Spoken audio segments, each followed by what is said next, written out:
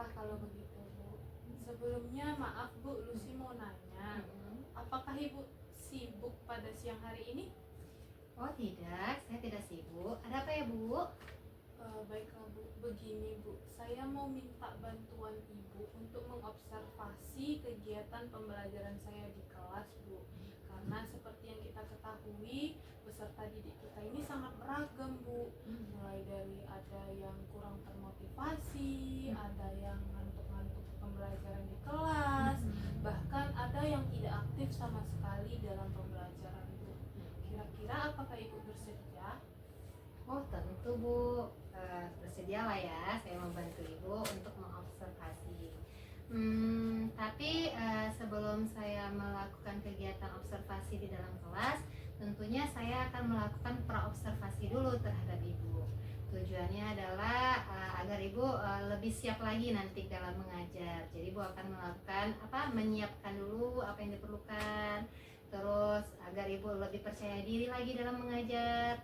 Terus saya juga mengetahui area pengembangan mana yang akan Ibu kembangkan nanti ketika kegiatan pembelajaran. Begitu kira-kira. Baik Bu. Adapun dalam kegiatan praobservasi ini, saya akan menanyakan ini Bu beberapa pertanyaan kepada Ibu. Boleh kan Bu? Boleh Bu, dengan senang hati. Oke. Pertanyaan pertama itu adalah terkait tujuan pembelajaran. Kira-kira apa ya Bu tujuan pembelajaran yang akan Ibu capai nanti ketika proses pembelajaran? Tujuan pembelajaran yang akan saya capai untuk materi minggu depan itu kebetulan peserta didik mampu menganalisis terkait dari penggunaan teori-teori sebagai pemecahan masalah sosial. Oh, jadi tujuannya menganalisis, mampu menganalisis tentang teori-teori pemecahan masalah sosial ya Bu ya? Benar Bu. Oke, menarik ini ya Bu ya. Ya. Selanjutnya area pengembangan Bu. Kira-kira apa yang akan Ibu kembangkan gitu dalam kegiatan pembelajaran kita besok? Nah, seperti yang sudah saya singgung tadi sedikit Bu, saya ingin mengembangkan area yang siswa kurang aktif. Seperti yang kita ketahui kan Bu, siswa sekarang itu banyak yang malas belajar. Nah, dengan arah pengembangan itu saya ingin menerapkan pembelajaran yang berdiferensiasi Bu. Seperti yang kita ketahui, pembelajaran berdiferensiasi itu kan bisa memenuhi segala bentuk kebutuhan peserta didik kita gitu Bu.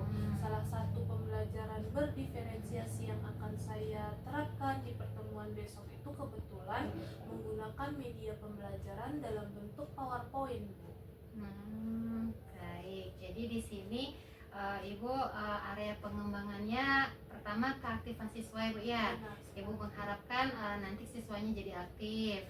Terus yang kedua, Ibu ingin menerapkan pembelajaran berdiferensiasi. Benar. Iya. Terus tadi katanya Ibu menggunakan media ya Bu ya. Iya, Bu. Media pembelajaran. Oke, berarti di sini ada 3 ya Bu ya. Ada keaktifan, pembelajaran, dan media. Oke, pertanyaan selanjutnya tentang rancangan pembelajaran. Otomatis kan Bu, Ibu akan merancang pembelajaran Ibu. Kira-kira model pembelajaran apa yang Ibu gunakan, terus strateginya apa gitu.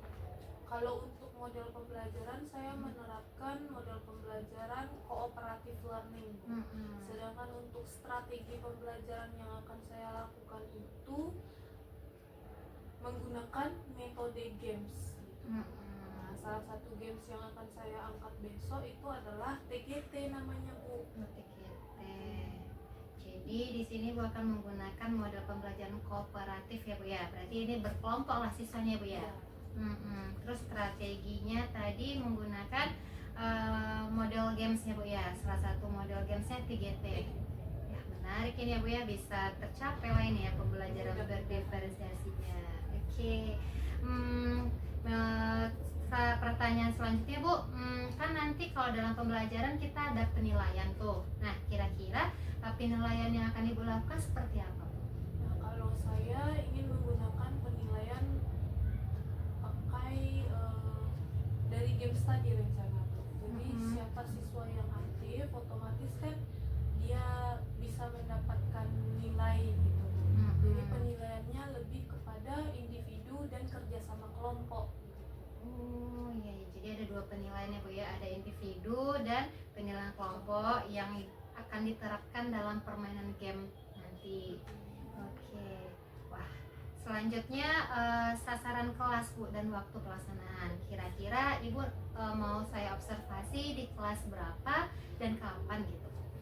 Baik Bu, untuk kelas yang saya ambil untuk diobservasi itu di kelas 11.1 pada hari Selasa di jam 7 dan 8. 7 dan 8. Berarti kita masuk di kelas 11.1 ya Bu ya? Iya, Hari Selasa jam 7.8 berarti setelah Isoma? benar. Oke. Oke, ini adalah praobservasi kita. Saya berharap nanti semoga apa yang kita pra ini dapat Ibu persiapkan dengan sematang mungkin. Ya, saya juga berharap nanti kegiatan pembelajaran Ibu juga berjalan dengan lancar dan sesuai dengan yang Ibu harapkan. Baik Ibu, Iya. terima kasih sebelumnya atas bantuannya ya Bu. Iya, sama-sama. Oh ya, sedikit lagi Bu, saya ingin menyampaikan di sini di kegiatan observasi ini nanti yang akan saya lihat itu adalah area pengembangan Ibu. Nah, di sini kan tadi Ibu ada area pengembangannya keaktifan sama pembelajaran berdiferensiasi dan media. Jadi nanti pas pas Ibu observasi nanti saya melihat siswanya aktif apa tidak gitu. Terus pembelajaran diferensiasinya terlaksana apa tidak dalam kegiatan tersebut. Terus medianya juga. Itulah kira-kira yang akan saya lakukan besok pada observasi. Terima kasih sekali lagi ya Bu atas bantuannya. Semoga dengan adanya bantuan observasi dari Ibu, saya bisa menambah wawasan dan mengetahui bagaimana cara untuk mengkondisikan kelas yang lebih baik lagi. Amin, sama-sama Ibu. Di sini kita sama-sama belajar Bu. Oke. Selamat siang Ibu. Selamat siang.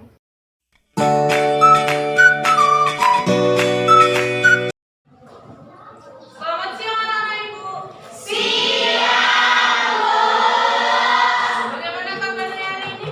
Baik Bu. Ada yang lagi sakit? Tidak Bu. Oke, kalau tidak ada yang sakit, sebelum kita masuk ke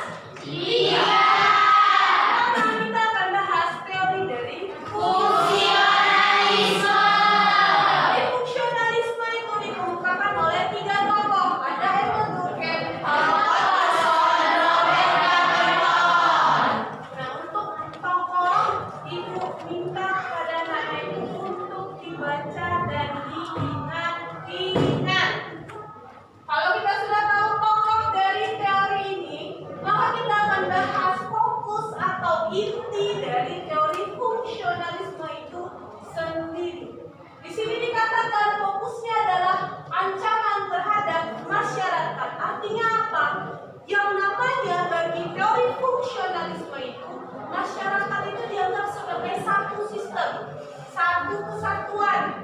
Yang dalam artian kalau satu kesatuan itu tidak bisa terpisahkan. Yang namanya satu kesatuan itu terdiri dari berbagai lembaga-lembaga sosial. Kelas 10 sudah belajar lembaga sosial kan? Sudah, Bu.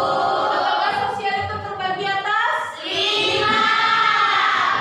Keluarga, masyarakat, pendidikan, ekonomi, politik. Berarti di dalam lembaga-lembaga sosial itu yang namanya satu sistem, yang namanya satu kesatuan mempunyai peran dan fungsinya masing-masing. Jadi, kenapa Bu kira-kira teori fungsionalisme itu bisa dikatakan sebagai teori dari masalah sosial? Karena apabila di dalam satu masyarakat, di dalam satu sistem ada peran atau ada fungsi yang tidak berjalan semestinya, akan menimbulkan yang namanya masalah sosial. Contoh lembaga keluarga. Lembaga keluarga terdiri dari siapa aja? Ayah, ibu, anak. Nampaknya anak-anak ibu sudah mulai tidak bersemangat ini. Iya. Kenapa teorinya terlalu berat? Oke lah, kalau merasa berat ataupun tidak berat, mari kita ber-ice breaking. Silakan berdiri di depan kursinya masing-masing. Semuanya berdiri, yang tidak berdiri orang tua. Ice-breakingnya akan ada 3 clue. Dan itu harus diingat secara konsentrasi. Oke, kalau ibu bilang clap, jawabnya adalah ha. Clap, ha. Boom, silahkan tepuk tangan. Kalau ibu bilang boom, boom, kalian silahkan tepuk tangan 2 kali. Kita bisa tes? Bisa. Oke. Clap, ha. Clap, ha. Boom. Kok tepuk tangan? Tadi kan clap. Oke, kita ulang. Clap, ha. Clap, ha. Boom, boom, boom, boom. Clap, ha. Kurang konsentrasi. Kita ulang. Clap, ha. Clap, ha. Boom, boom. Clap, ha. Clap, ha. Boom, boom, boom. Boom, boom. Clap, ha.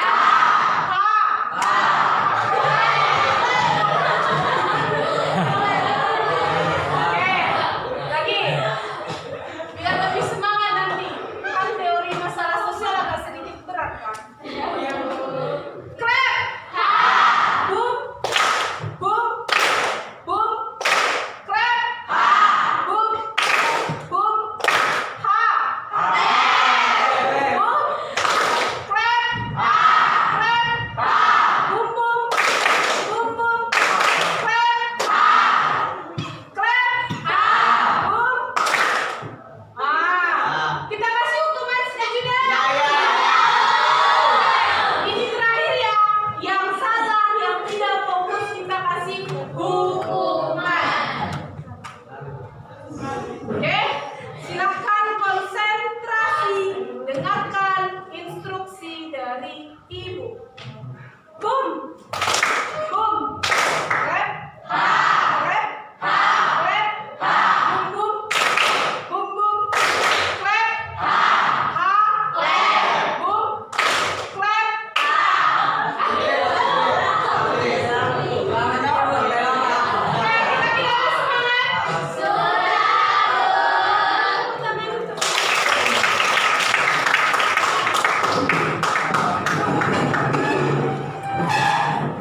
Udah fresh kembali rasanya? Bisa kita lanjutkan materi kita?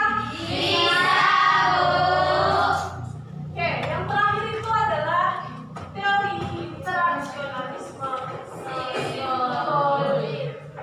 Teori interaksionalisme simbolik ini sama dengan teori fungsionalisme. dia mempunyai 3 tokoh. Ada George Smith, Charles, dan Irving Goffman.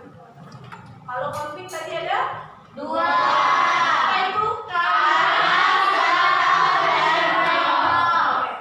Teori interaksionalisme simbolik mempunyai fokus bahwasanya interaksi atau hubungan antar individu atau individu dengan kelompok itu bersifat negatif. Yang namanya negatif berarti itu tidak baik.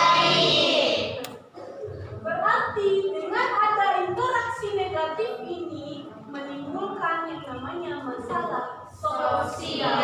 Masalah sosial apa yang kira-kira, ragam masalah sosial apa yang kira-kira cocok dengan teori interaksionalisme simbolik? Intoleransi. Teori interaksionalisme simbolik itu mempunyai 2 pandangan juga. Ada pandangan labeling dan ada pandangan konstruktivisme sosial. Yang namanya labeling, ada pemberian label di sana, ada pemberian cap di sana. Capnya berupa apa? Dan fokus dari teori interaksionalisme simbolik adalah negatif. Berarti label yang diberi atau cap yang diberi itu bersifat negatif. Oke, kelompok 1 mana orangnya? Marvin. Kelompok 2 Fendi, 3 Mikael, 4 Selamat, 5 Norita. Oke, kalian perwakilan kelompok setelah ibu bacakan soal, nanti ada soal di sana, ada ABC, ada juga isian singkat. Setelah ibu bacakan soal, ibu kasih waktu 10 detik untuk berkonsultasi kembali ke kelompoknya. Kira-kira jawaban yang tepat apa?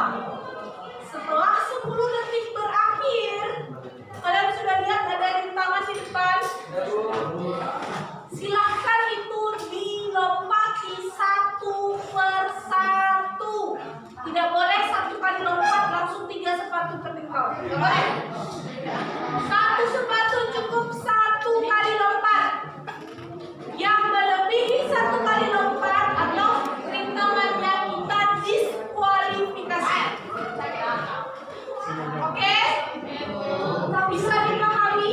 Oke. Udah. Mau kira-kira kelompoknya butuh waktu untuk mempelajari kembali atau bisa langsung mulai? Langsung mulai. Bagus ya. Oke. Soal pertama. Oke. Ibu ambil dulu.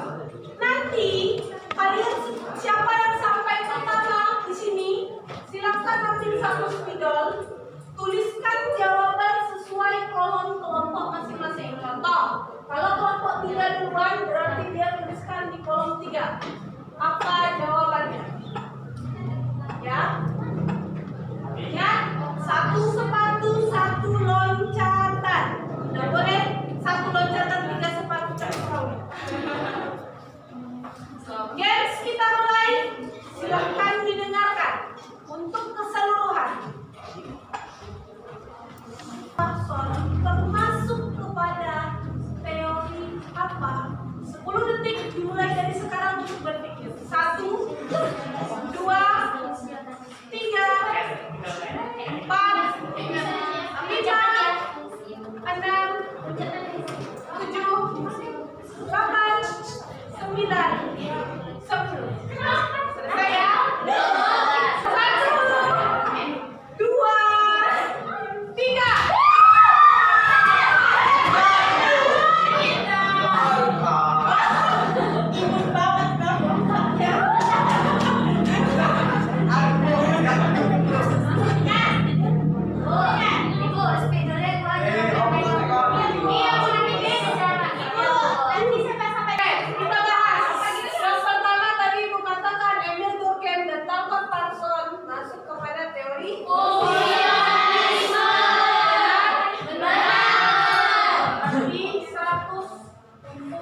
Kelompok 2. Ini adalah kelompok 2. Mana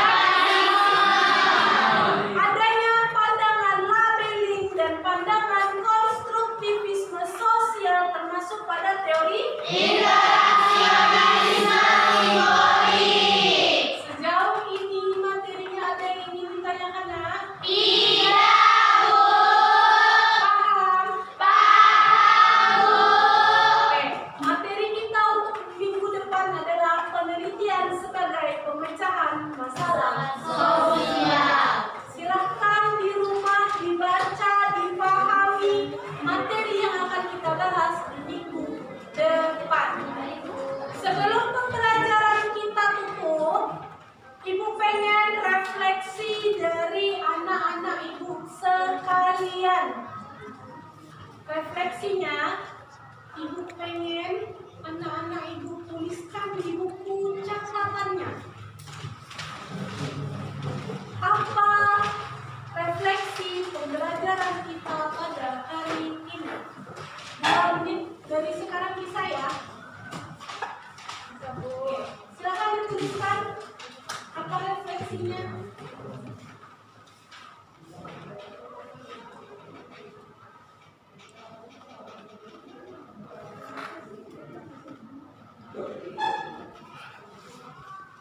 Sudah selesai?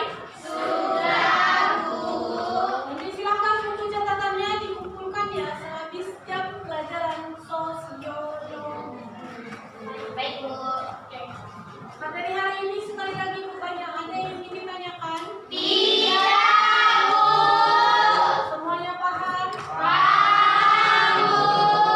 Kalau ada yang kurang paham, silakan nanti sore sepulang sekolah kita buka sesi diskusi di grup kelasnya.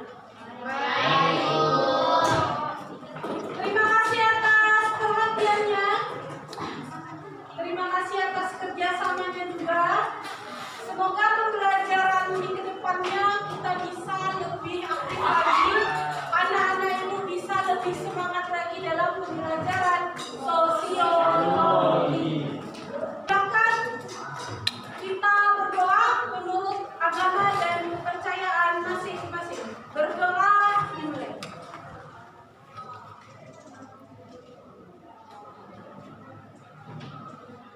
Berdoa selesai. Terima kasih anak-anak ibu. Selamat siang.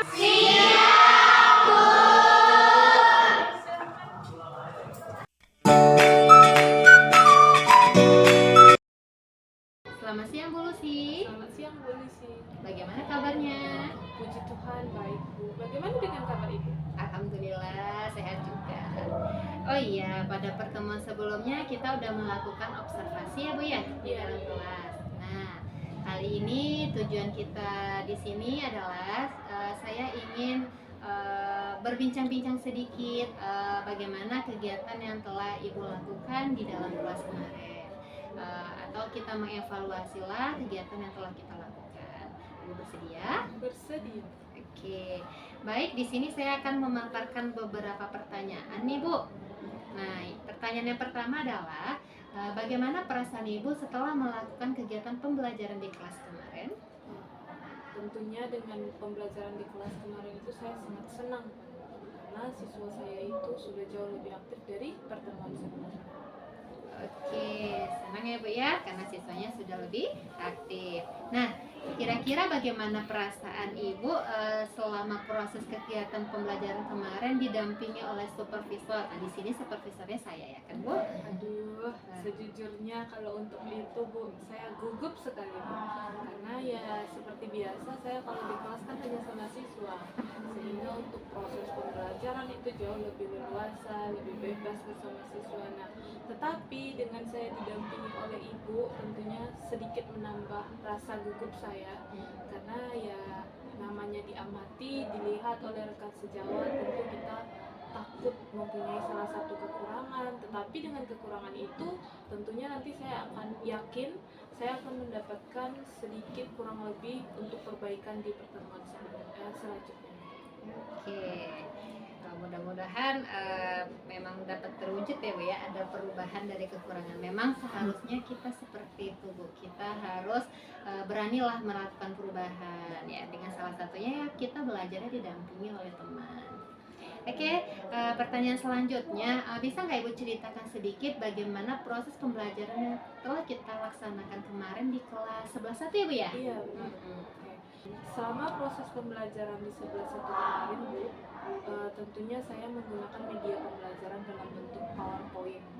Nah, di situ memuat materi-materi yang saya ajarkan. Selain itu, dengan adanya media, saya juga mengkolaborasikannya dengan metode pembelajaran kooperatif. Salah satunya dalam bentuk games. Games yang saya lakukan itu adalah TGT, Team Games Turnamen. Dengan tujuan agar apa?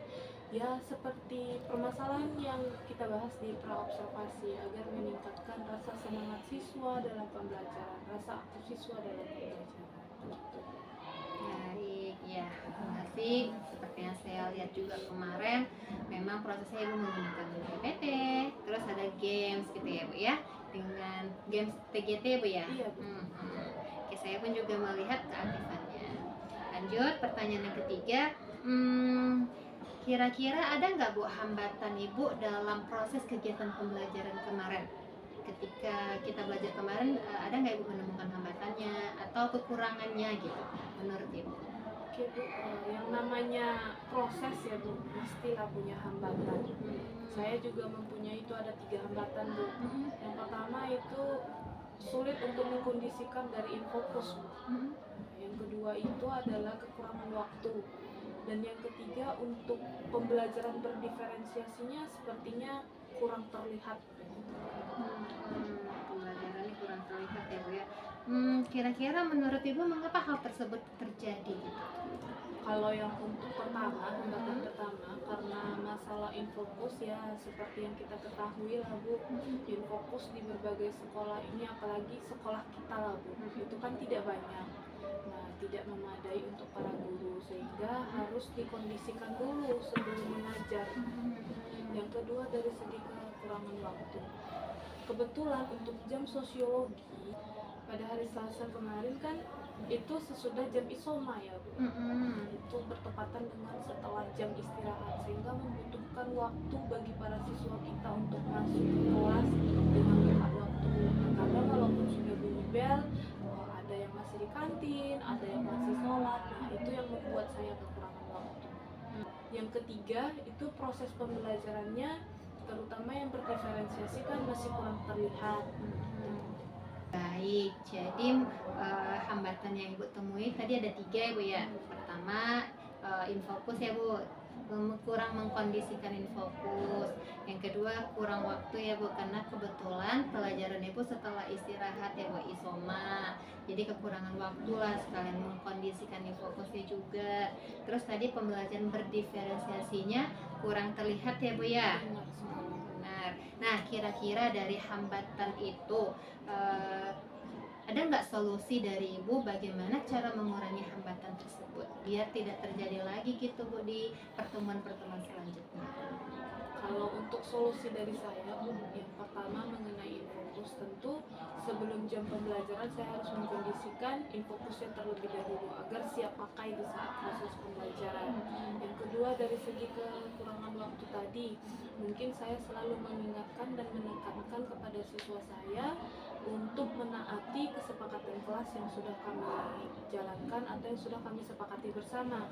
Yang ketiga itu terkait pembelajaran berdiferensiasi yang kurang terlihat atau kurang tampak. Tentu saya akan melakukan perbaikan lagi ke depannya, akan lebih memahami lagi bagaimana pembelajaran berdiferensiasi itu baik dari produk, konten ataupun produk bisa terjalankan dengan baik di dalam proses pembelajaran. Baik, solusi yang baik ya Bu ya. Saya pun setuju dengan yang Ibu sampaikan. Harusnya ketika kita mau masuk kelas itu kita mengkondisikan dulu ya Bu ya, infokus gitu kan. Terus kita mengingatkan lagi atau menekan lagi kesepakatan kelas kita ya kan Bu. Berarti ini terkait kedisiplinan waktu ya Bu ya. Ya saya setuju juga untuk lebih apanya kita harus mengingatkan kembali tentang kesepakatan kelas dan dijalankan. Nah, terus selanjutnya saya juga setuju solusi tentang pembelajaran berdiferensiasi. Mungkin pembelajaran diferensiasi ini mungkin hal yang baru juga bagi kita ya kan Bu. Mungkin kita sebagai guru memang harus terus belajar bagaimana pelaksanaan berdiferensiasi tersebut. Nah, diferensiasi itu kan Bu ada 3. Ada diferensiasi konten, berarti kita memberikan konten yang berbeda, bisa jadi dia dalam bentuk gambar atau video gitu. Atau bisa jadi kita melakukan praktikum, itu pun bisa. Terus yang kedua, diferensiasi proses. Nah, bagaimana proses pembelajaran kita di dalam kelas, bagaimana kita membimbing anak-anak tersebut. Terus juga ada lagi namanya diferensi produk. Produk berarti kita memberikan kebebasan untuk anak, bagaimana dia itu hasil atau produk yang akan